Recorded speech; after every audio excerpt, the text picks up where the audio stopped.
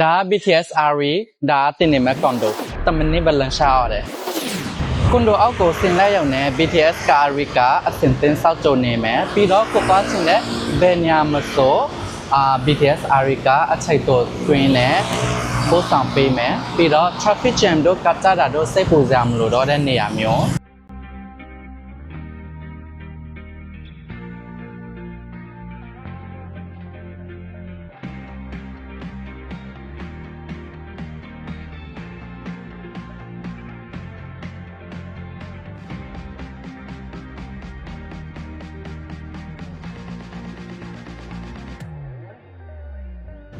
မင်္ဂလာပါရှင်ဒီနေ့မှာတော့ဘန်ကောက်မြို့ရဲ့အချက်ချာကြားဆုံးနဲ့လူကြိုက်အများဆုံးနေရာမှာတည်ရှိတဲ့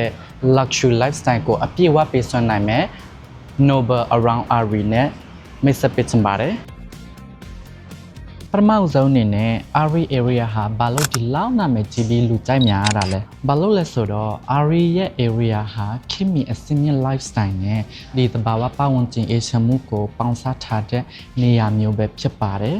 အထူးသဖြင့်မြို့ပြရဲ့ trend အဖြစ်ဆုံး cafe culture ဒီ RE မှာအရင်နာမည်ကြီးတယ်လို့သိများတယ်ပြီးတော့ style ကျကျနဲ့စားသောက်ဆိုင်တွေလည်း RE မှာအရင်ပေါ်တယ်အဲဒါကြောင့်မို့လူငယ်တွေကြားမှာရောဖြစ်ဖြစ်ဒီနိုင်ငံသားတွေကြားမှာရောဖြစ်ဖြစ်အရင်ရေပန်းစားပြီးနာမည်ကြီးနေတဲ့ area တစ်ခုလည်းဖြစ်ပါတယ်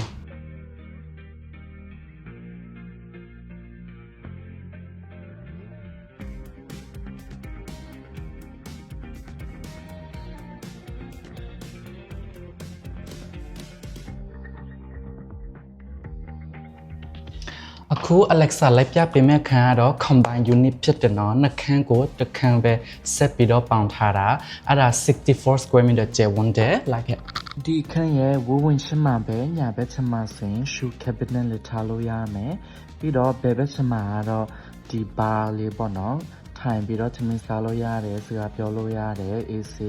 ပေါ့နော်ကိုကြိုက်သလိုအသုံးပြုလို့ရတယ်နောက်တစ်ခုကတော့ kitchen bar ဒီ kitchen ဆိုရင်လည်းအကြီးပဲဒီအပေါ် cabinet တွေဆိုရင်လည်းပါတယ်ပေါ့နော်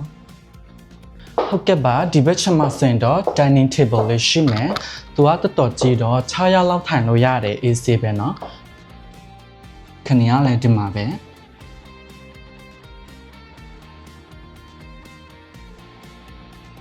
ဒီမှာဆိုရင် city view ပြပြဝဝမြင်ရတဲ့ balcony เนาะ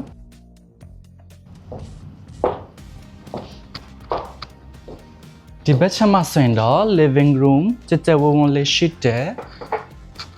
ဒီမှာဆိုရင်တော့ TV တက်လို့ရတယ်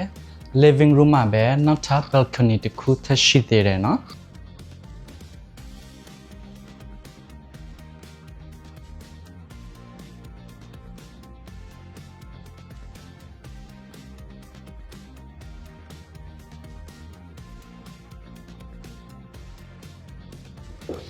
အခုဆို first bedroom လိုက်ပြမယ်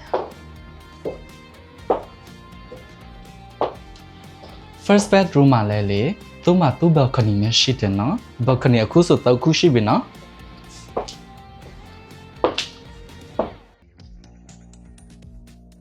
ဒီဘက်ချမ်းမှာဆိုရင်ရေချိုခနဲ့အိမ်သာရှိမယ်ပြီးတော့ဒီမှာဆိုရင်လည်း multi purpose နော်ကိုထားရှင်တဲ့ရထားလို့ရတယ်ကြိုက်သလိုပဲတီထွင်လို့ရ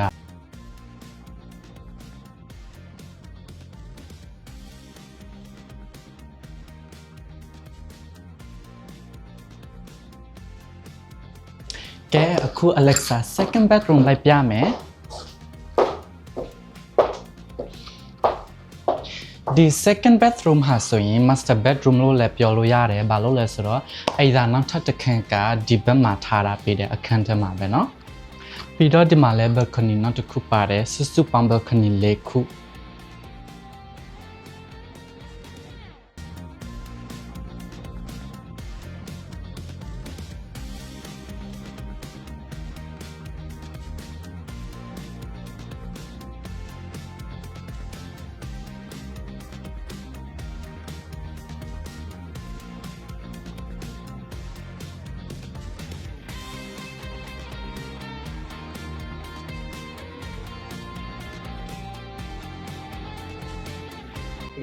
ဒီခန်းလေးရဲ့ဈေးနှုန်းဟာဆိုရင်11 million ထိုင်ပါဝန်းကျင် ကနေစပြီးတော့ဝယ်ယူလို့ရပါပြီပြီးတော့ဒီခန်းမှာဆိုရင် fitted furniture ပါမယ် fully finished ပါမယ်အဲ့ဒါကြောင့်မလို့အထုပ်ဆွဲပြီးတော့အသင့်တက်နေရုပ်ပဲနော်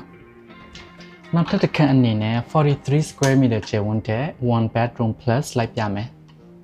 ဝဝင်ချင်းမှာပဲဘယ်ဘက်ချက်မှာဆိုရင် kitchen ရှိမယ်ပြီးတော့ fully furnished လုပ်ပေးထားတယ်ညာဘက်ချက်မှာဆိုရင်တော့အိမ်သာနဲ့ရေချိုခန်း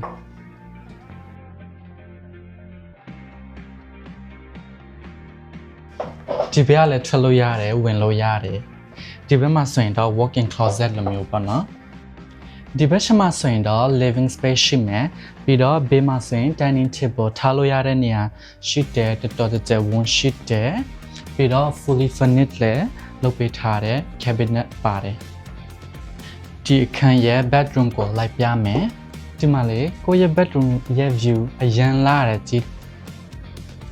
ပြီးတော့ balcony ပါမယ် balcony ကတော့အရှိတောင်လုပ်ပေးထားတာเนาะကိုလမ်းလျှောက်သွားလာလို့ရတယ်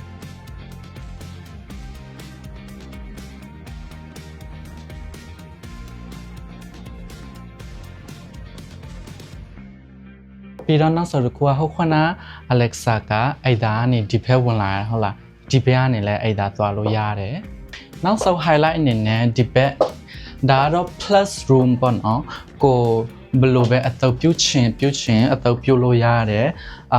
working space ထားမလားအဲ့ရလိုမျိုးပြင်ဆင်မလားရတယ်ကိုယ့်သဘောပဲပြီးတော့သူကလည်းကိုယ်ပိုင် balcony နဲ့လည်းပါသေးတယ်เนาะဒီခန်းကိုစိတ်ဝင်စားတဲ့ဆိုရင်တော့ဘတ်ငွေ6တန်ကနေစတင်ဝယ်ယူလို့ရပါပြီ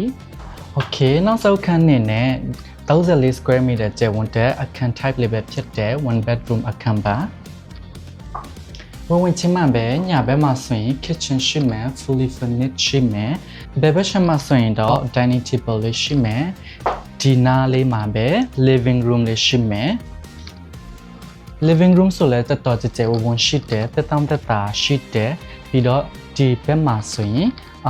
balcony လေးထားပေးထားတယ်သူလည်းအရှေ့တောင်ပဲเนาะအရှေ့လိုက်ဒီမှာဆိုရင်တော့ bedroom အဲ့ရခန်းကလေအကျယ်ပဲသလားဒီမှာကြည့်ပတ်ပြီးတော့သွားလို့ရတယ်မန်တင်ခုတ်ဒီမှာထားပေးထားတယ်ဒီမှာဆိုရင်လည်းအလင်းဝင်လို့ရတဲ့နေရာပေါ့နော်ကိုအလားပြင်တဲ့ချိန်မှာအဆင်ပြေတယ် balcony နောက်ထပ်တစ်ခုပါမယ်ဆိုတွေ့တဲ့တိုင်ပဲ closet ပါမယ်ပြီးတော့ဒီမှာတော့လွယ်အိတ်တွေပါတွေထားလို့ရတဲ့ cabinet လေးရှိတယ်နောက်ဒီဘက်မှာဆိုရင်အိတ်ဒါနဲ့ရေချိုခန်းထားပေးထားတယ်ဒီ34 square meter ကျယ်ဝန်းတဲ့အခန်း one bedroom အခန်းဆိုရင်သူရဲ့ဈေးနှုန်းကတော့ time ပါ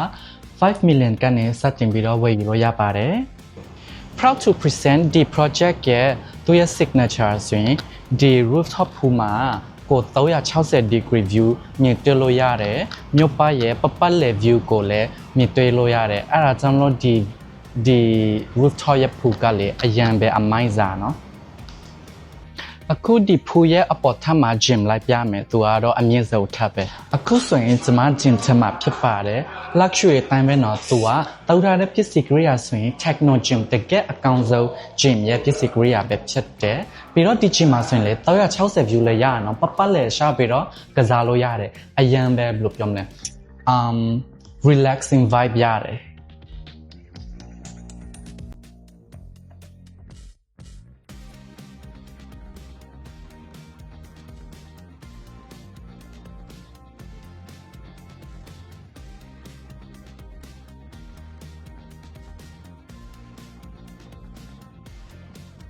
ဒီ project ကဆိုရင်2023ရဲ့ first quarter မှာတိစောက်ပြီးစီးတာဖြစ်ပါတယ်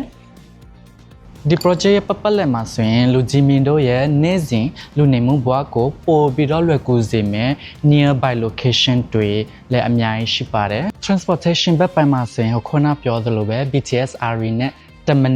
နစ်လောက်ပဲရှားရတယ်ပြီးတော့ expressway တွေနဲ့လည်းနေတယ်အဲ့ဒါကြောင့်မလို့သွားလာရတာ ချိတ်ဆက်ရတာလည်းအဆင်ပြေတယ်လွယ်ကူတယ်ပြီးတော့ education ဘက်ပိုင်းမှာဆိုရင်လည်းကျောင်းအနေနဲ့ Arbis International School ရှိမယ်ပြီးတော့ St. John University ရှိမယ်ပြီးတော့အခြားကျောင်းတွေလည်းဒီအနီးနားမှာရှိပါသေးတယ် shopping နဲ့ lifestyle ဘက်ပိုင်းမှာဆိုရင်လည်း La Villa Ari Community Mall ရှိမယ်ပြီးတော့ဟိုကနာပြောသလိုပဲ cafe တွေလည်းလူငယ်ကြိုက်တဲ့ cafe style တွေအများကြီးပဲနာမည်ကြီးတယ်เนาะဒီနေရာကပြီးတော့စားတောက်ဆိုင် design မမိုင်းနဲ့အဲ့လိုခင်မီမီနဲ့စားတောက်ဆိုင်တွေလည်းအရန်များတယ်ဒီနေရာမှာနောက်တစ်ခုအနေနဲ့ကြတော့ RELE market ဒီ fresh market ပေါ့နော်ကိုလိုချင်တာရနိုင်မဲ့ market နောက်တစ်ခုဂျာတူဂျက် weekend market နဲ့လည်းအရန်နီးပါတယ်စီယုတ်ဇေကန်ပက်ပိုင်းမှာဆိုရင်တော့ဖယာထိုက်2 hospital နဲ့နေတယ်ပြီးတော့ Ratchawiti hospital နဲ့နေတယ်ပြီးတော့ Wichayut Hospital နဲ့လည်းနေပါတယ်။နောက်တစ်ခုအနေနဲ့ကြတော့ဒီ business building တို့ office တို့နဲ့လည်းနေတယ်အထူးသဖြင့်ပေါ့နော် Per Bangkok Tower နဲ့နေတယ် Ari Hills နဲ့လည်းနေတယ်ပြီးတော့အထူးသဖြင့်အစိုးရတွေရဲ့ရုံ office တွေနဲ့လည်းအရင်နေပါတယ်အဲ့ဒါကြောင့်မလို့ဒီလိုနေရာအရင်အချက်ချကြပြီးတော့ကိုယ့်ရဲ့ lifestyle ကိုပံ့ပိုးပေးနိုင်မယ် location တစ်မျိုးလည်းဖြစ်ပါတယ်ဘန်ကောက်မြို့ရဲ့အချက်ချကြဆုံးနေရာတခုလည်းဖြစ်တဲ့ Ari area မှာဒီတက်တောင့်တက်တာနဲ့လူနေမှုဘဝကို luxury lifestyle နဲ့နေချင်တဲ့ဆိုရင်ဒီ Noble Around Ari ကလူကြီးမင်းတို့အတွက်ပဲဖြစ်တဲ့အဲဒါကြောင့်မလို့ဒီ Noble Around Ari ကိုစိတ်ဝင်စားတဲ့ဆိုရင်ကျမတို့ရဲ့ Snow White Center ကိုအခုပဲဆက်သွယ်လာလိုက်ပါပြီးတော့အခန်းကြီးချင်တဲ့ဆိုရင်လည်းကျမတို့ကိုချက်ချင်းလာပြောလို့ရတယ်ကျမတို့ကကြိုးစိုးနေမယ်စောင့်နေမယ်ကျေးဇူးအများကြီးတင်ပါတယ်